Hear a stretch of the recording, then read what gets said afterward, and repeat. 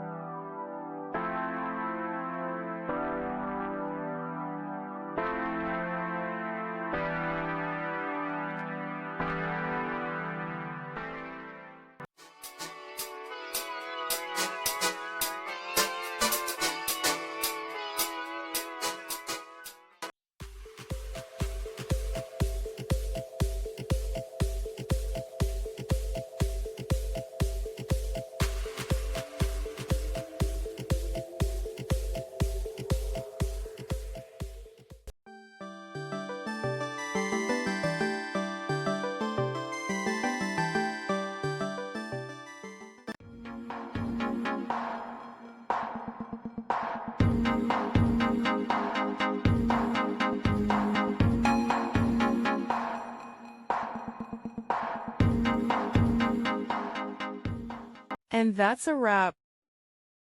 I hope you found the answer you were looking for. If you did, take a second to hit that subscribe button. It really helps out.